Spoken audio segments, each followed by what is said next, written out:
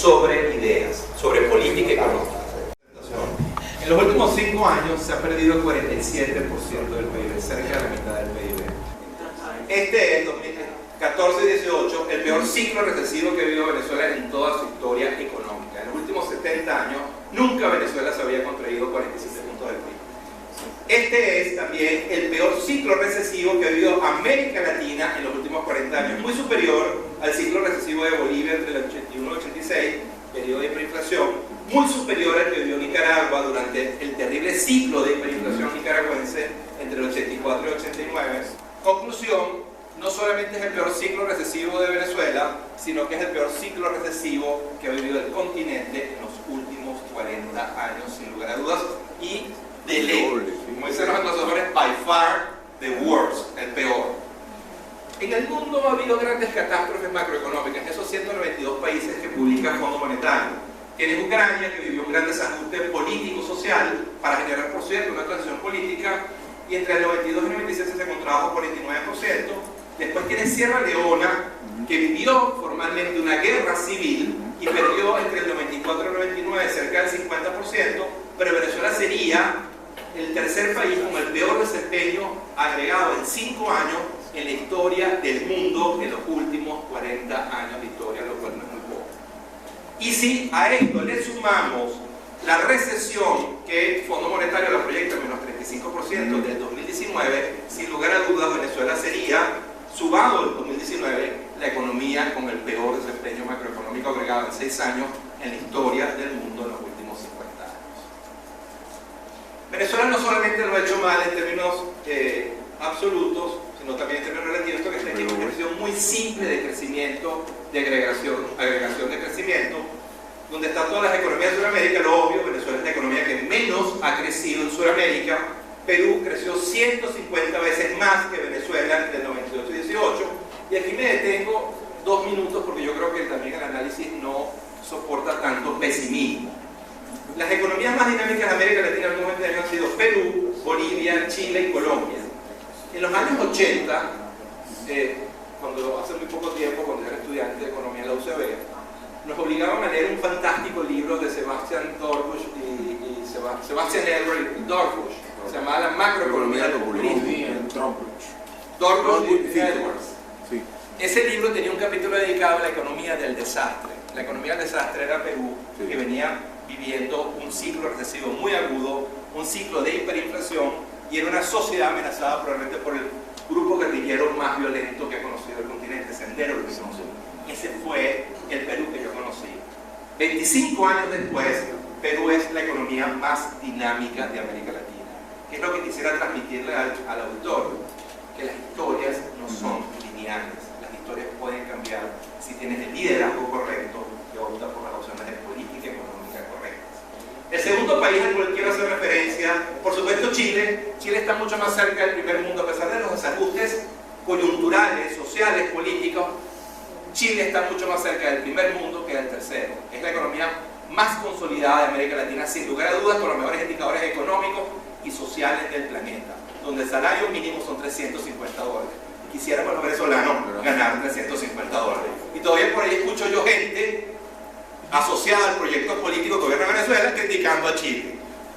Por favor, nosotros ganamos $3.50 al mes.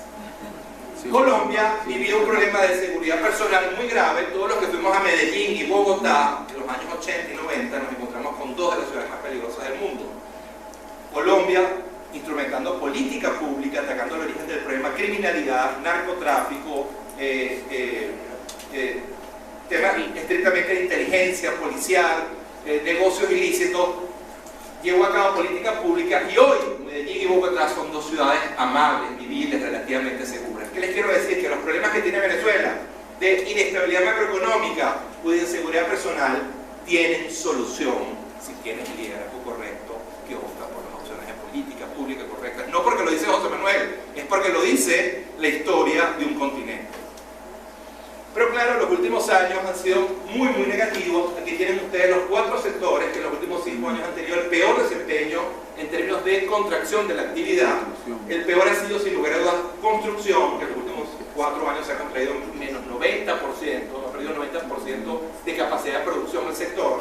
que es el gran oferente de mano de obra no calificada.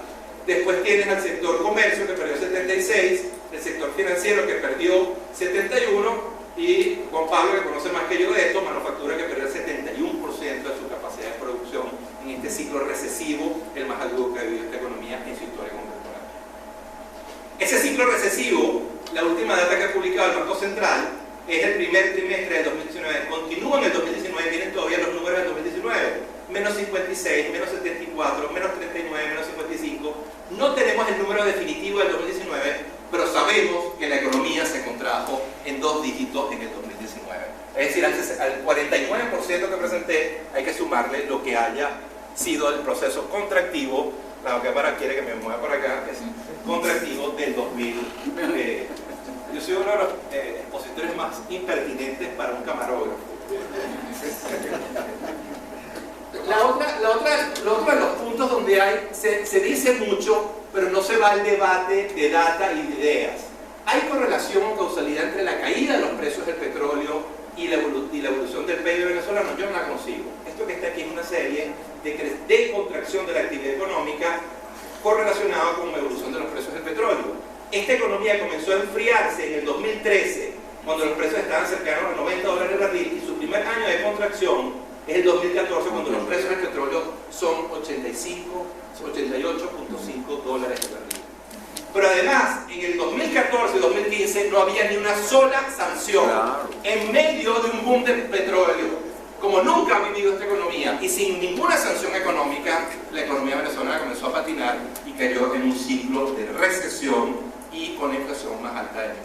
No hay evidencia empírica o correlación entre evolución de los precios del petróleo y sanciones económicas para explicar el mal desempeño de la economía venezolana en los últimos 6 años. ¿Y Jesús Faría? Yo sabía que yo le escuché con toda la atención y con todo el respeto, y me hubiera encantado que le escuchara, porque esto es un debate de ideas. No es nada personal. Está declarando. Es un buen timing para declarar. Claro. Y vean el desempeño de las economías petroleras de OPEC en los últimos 2 años.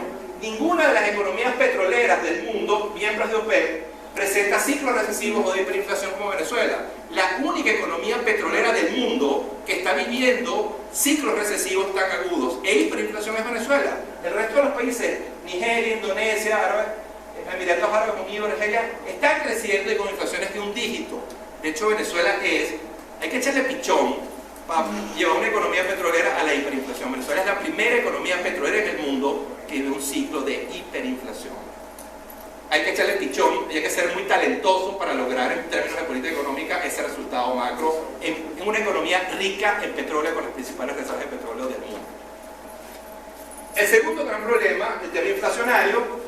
Venezuela es la única economía en el mundo en hiperinflación, y en enero del 2020, de acuerdo a la Asamblea Nacional, presentó todavía un número de 75%. ¿Qué quiere decir esto? La regla para que Venezuela salga de la hiperinflación es que transcurran 12 meses consecutivos con un índice intermensual inferior al 50%. Es decir, tenemos que esperar hasta enero del 21 para ver si Venezuela formalmente salió. Ojalá sea así.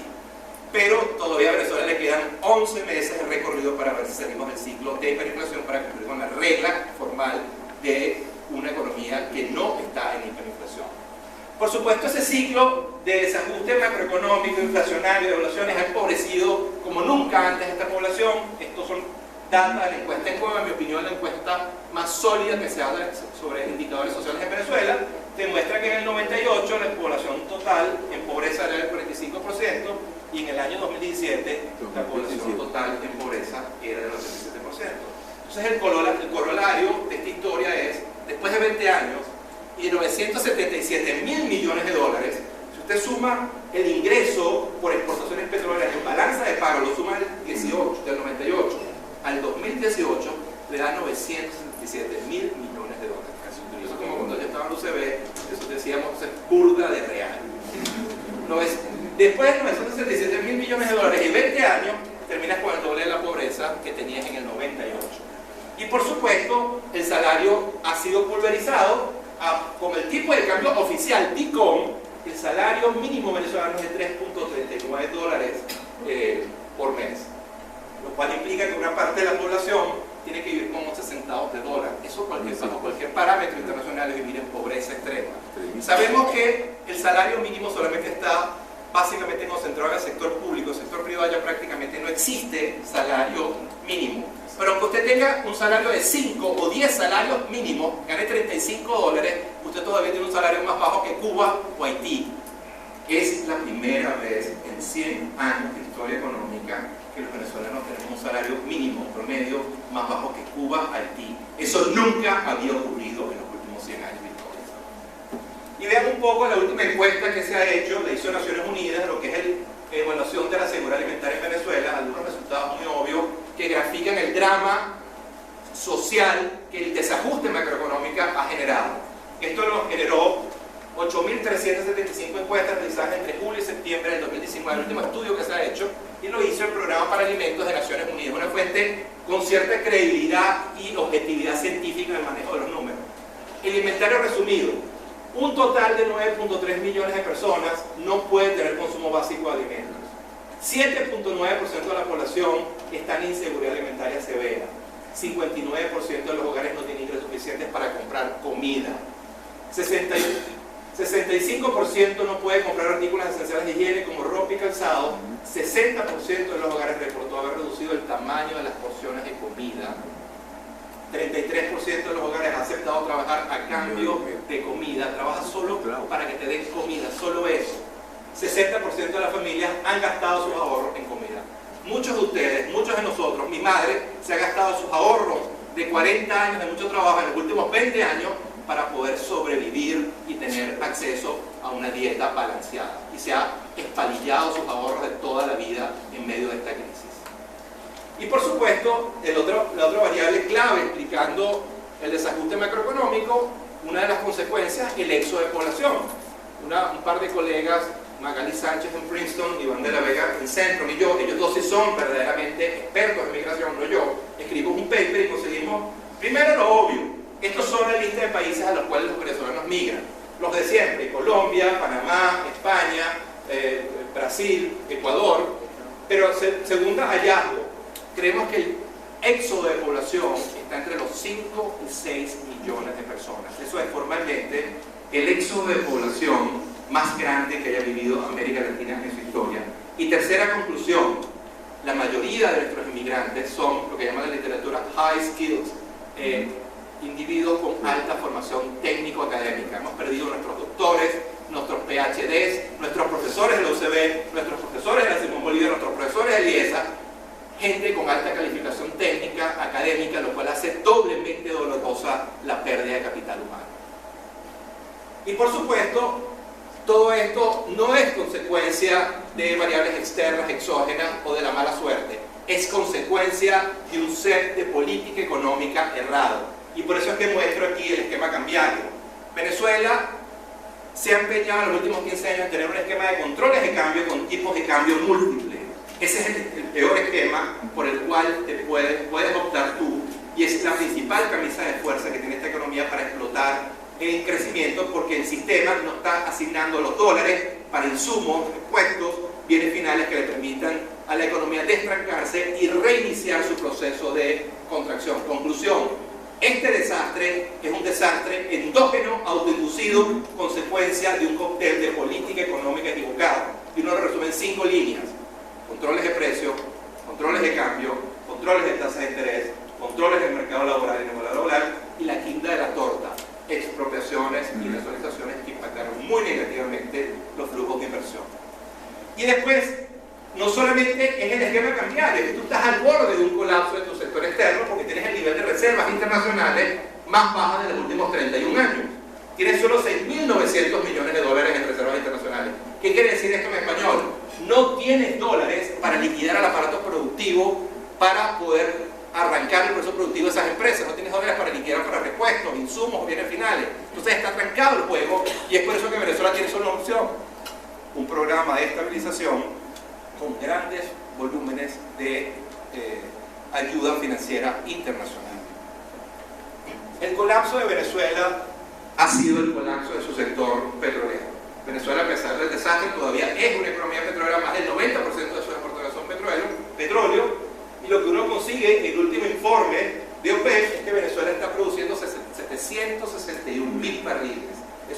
cuarto de lo que producía Venezuela en el 99.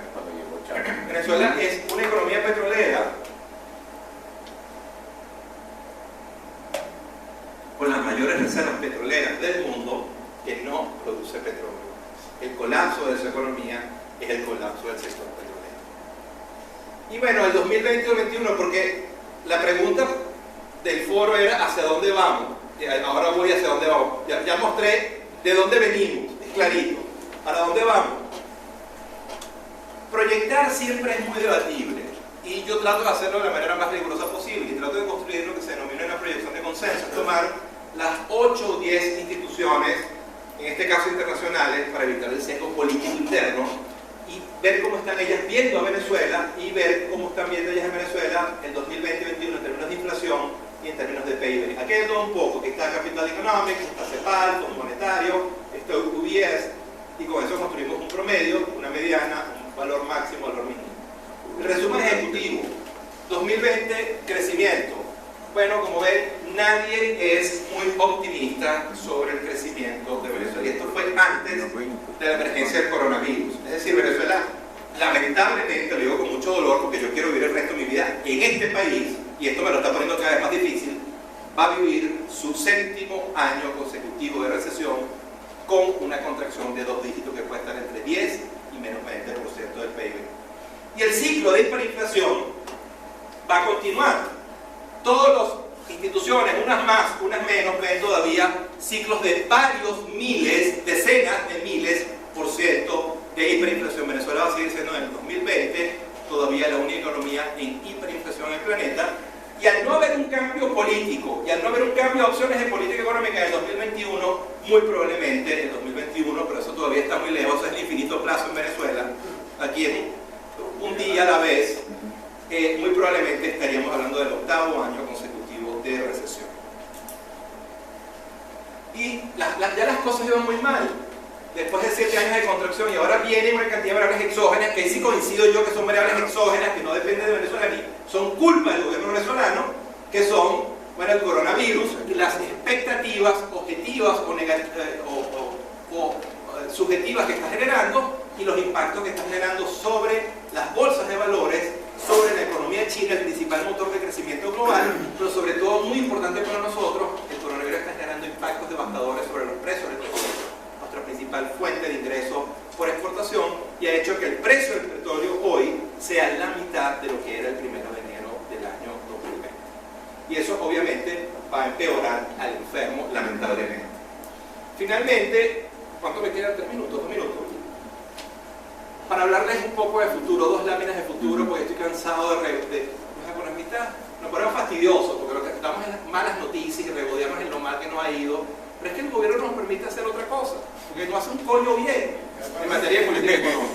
Y cuando digo un coño bien, me refiero a política económica. Yo no tengo nada personal ni nada ideológico, estoy hablando de política económica. Y las opciones de política económica son una peor que la otra. Y es por eso que Venezuela tiene el peor desempeño macroeconómico de cualquier economía en América Latina.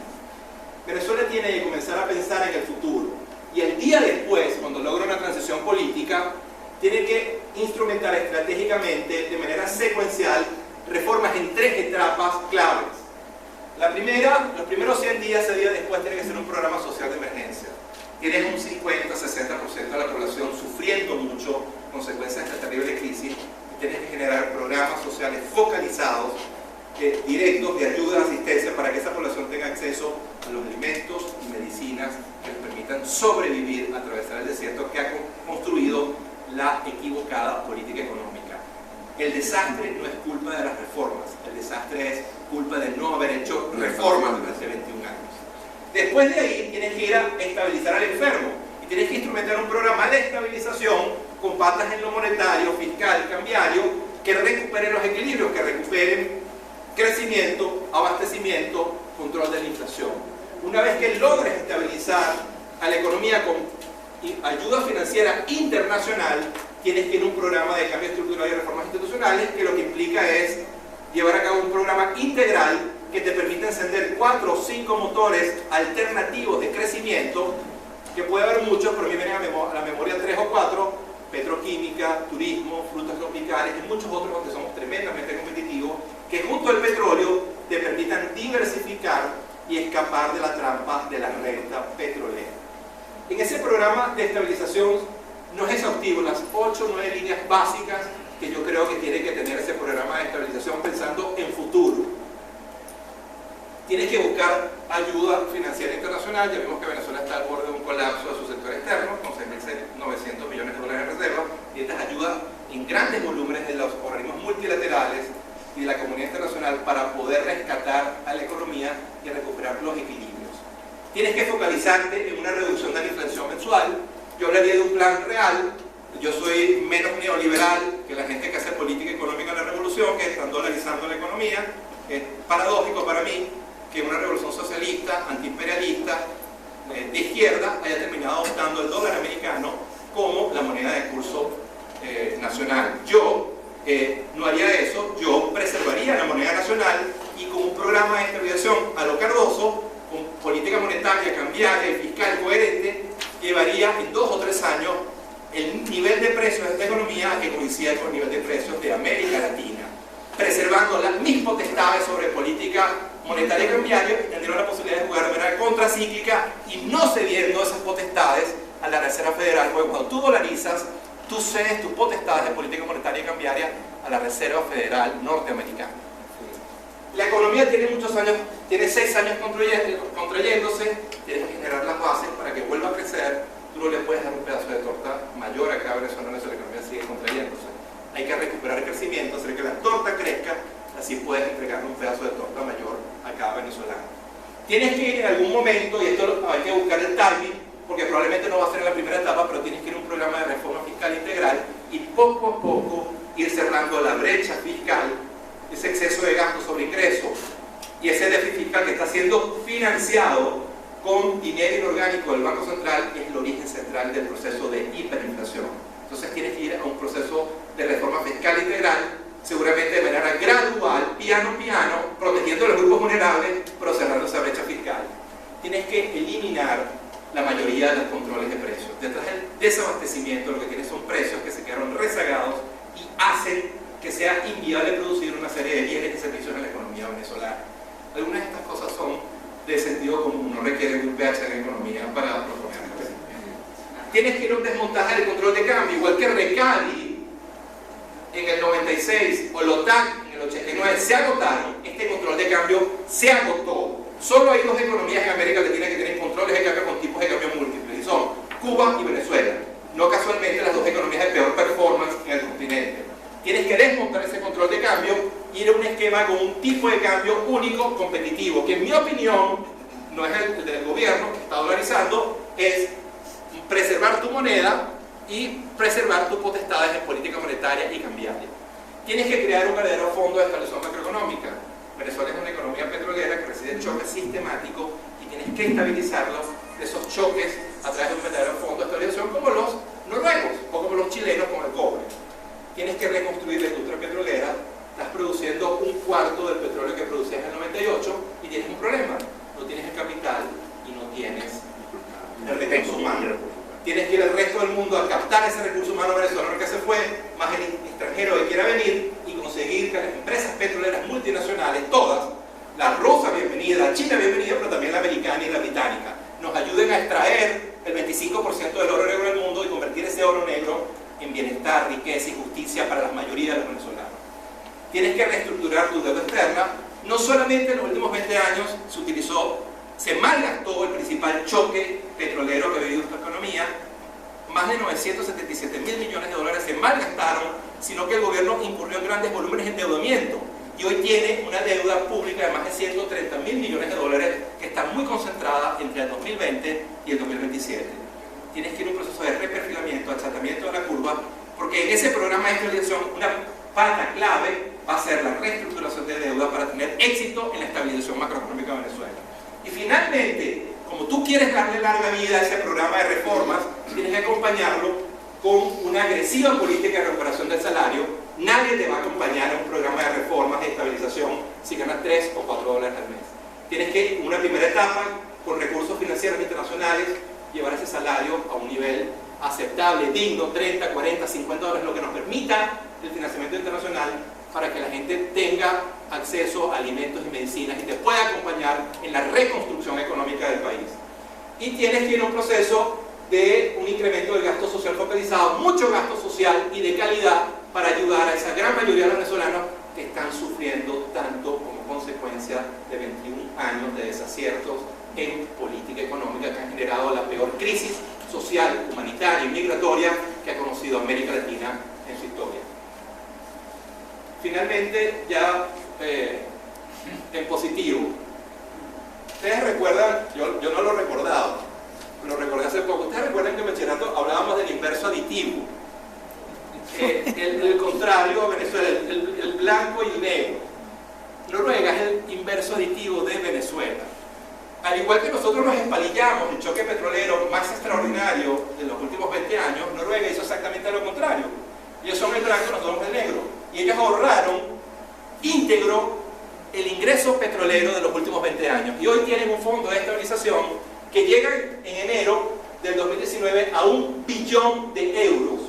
La población de Noruega es de 5.3 millones de personas. Si usted distribuye ese ahorro entre la población, cada noruego tiene 200.000 euros en su bolsillo. Sí, ¿qué quiere decir esto? Que no casualmente, igual que Venezuela es hoy uno de los países más pobres de América Latina, con el salario mínimo y promedio más bajo de América Latina, Noruega es el país con el IDH, Índice de Desarrollo Humano, más alto del mundo. La estabilidad macroeconómica, su prudencia en el manejo macroeconómica le ha llevado a ser la economía con el IDH más alto del planeta. Y está blindada ante cualquier choque petrolero, ante cualquier evento coronavirus o desequilibrio mundial, porque tiene cómo jugar de manera contracíclica gracias al choque petrolero que ellos ahorraron y que nosotros nos malgastamos, y que hoy nuestro fondo de estabilización tiene solo 3 millones de dólares ahorrados. Entonces, luego esto, terminando en positivo, Venezuela no está destinada a hacer las cosas siempre mal. Las puede hacer bien y puede aprender de Noruega. Yo creo que en los próximos 20 años nosotros podemos hacer buen uso del petróleo. Y la conclusión es: petróleo bien gerenciado es una bendición de Dios, Noruega. Petróleo mal gerenciado en revolución es una maldición del diablo. Muchísimas gracias.